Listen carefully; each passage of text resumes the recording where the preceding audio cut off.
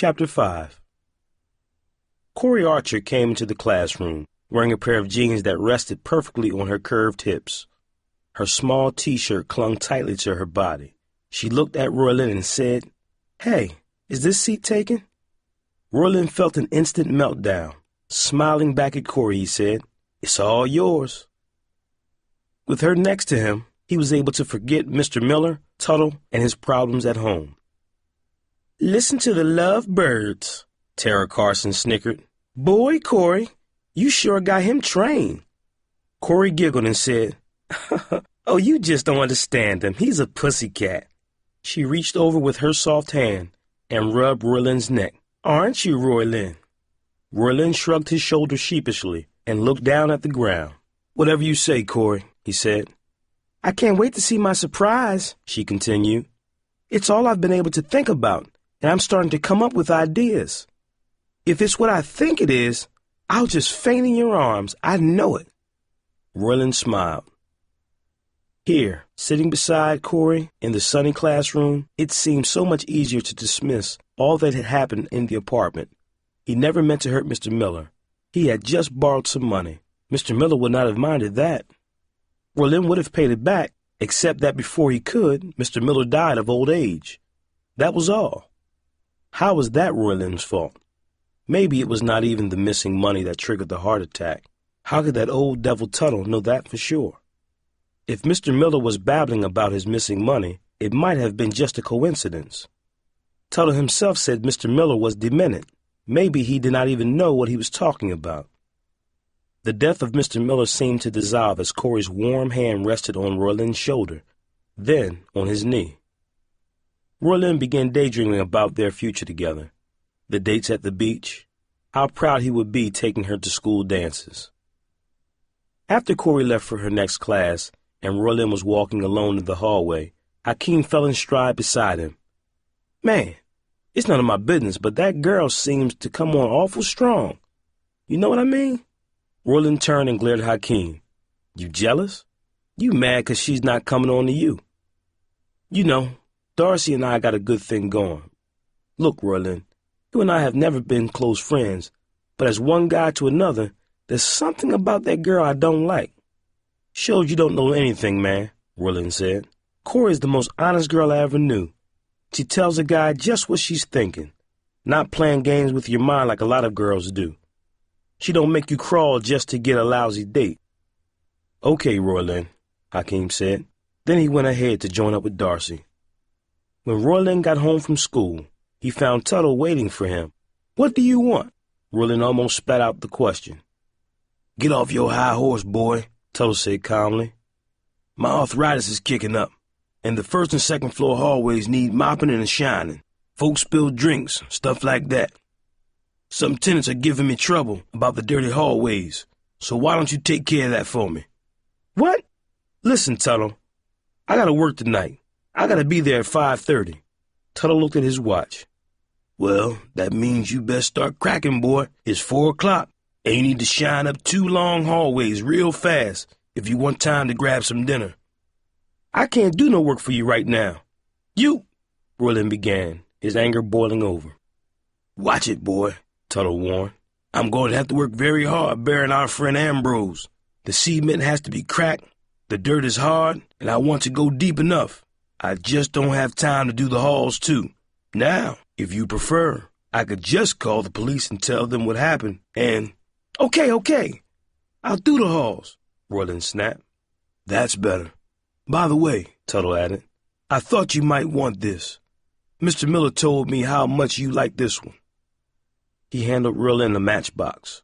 Roylin took the box reluctantly from Tuttle's grimy hands.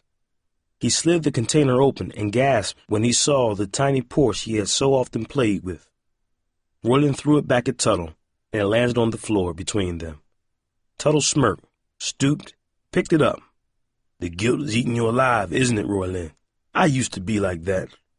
When I was very young, before life hardened me, the guilt would gnaw at me too. Don't worry about it. As time goes by, you'll care less. You'll be able to remember Ambrose Miller and laugh at what a useless old fool he was." "Just shut up," Roylin cried. "Don't say anything. Just get out of my sight, okay? I'll do the floors, and then you leave me alone, okay?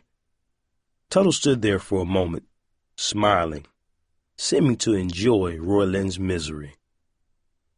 Roylin rushed through the job of cleaning and waxing the hallways. Amberlin saw him when she came home from school and asked, "What are you doing, Roylin? Are you Tuttle's assistant now?" "Girl, can't you just shut up for once?" Roylin yelled. "Why are you being so mean?" Amberlin challenged. "I hate you so much. You're just like Tuttle.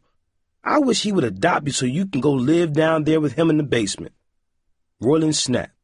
Mr. Miller's death, Amberlin's harsh words, and her angry face were too much.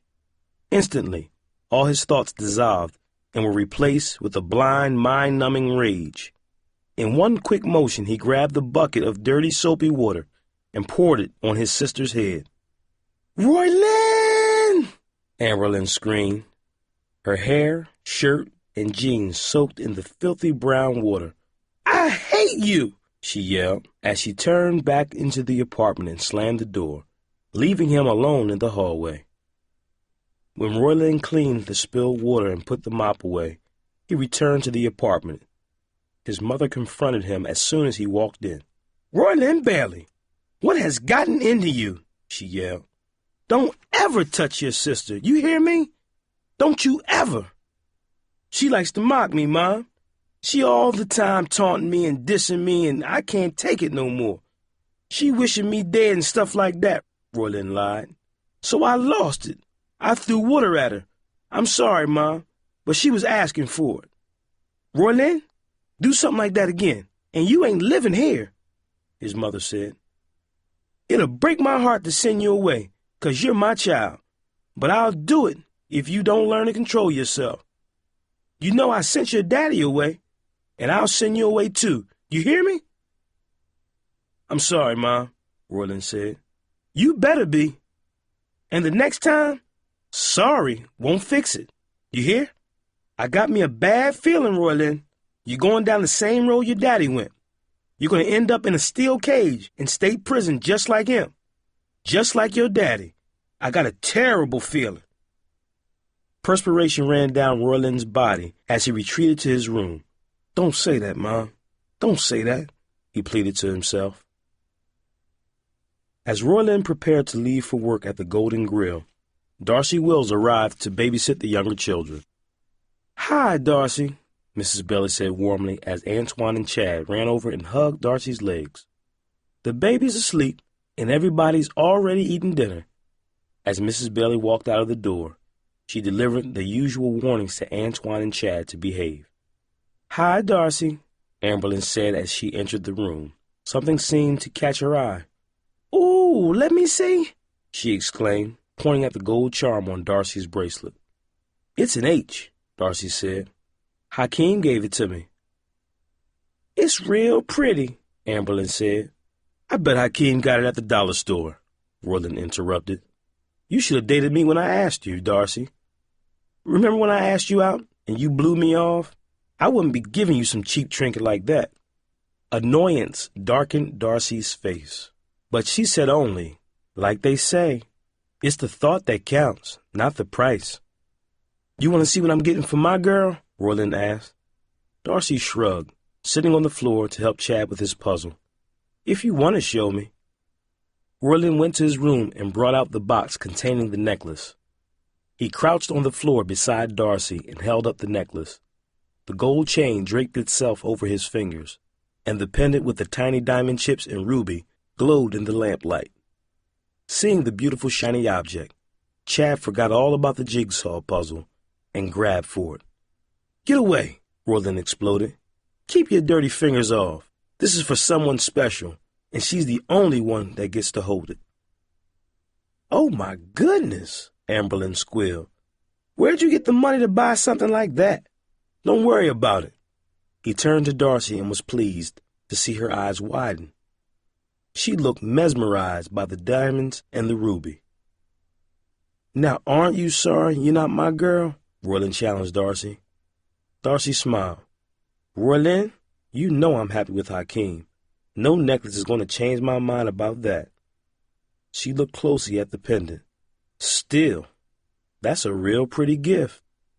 You got no idea what it cost me, Roylin went on, after putting the necklace back in its box and returning to his room. A lot, I guess, Darcy said as she pushed a puzzle piece towards Chad. $300, Roylin bragged. Yeah, $300. But Corey Archer, she's worth it. I'm telling you, she's so crazy about me, she can't keep her hands off me. Well, I'm glad you two are happy, Darcy said. Really, happy ain't the word. It's better than that, but I guess you'll never know. With those words, Roylin left, puffed with pride.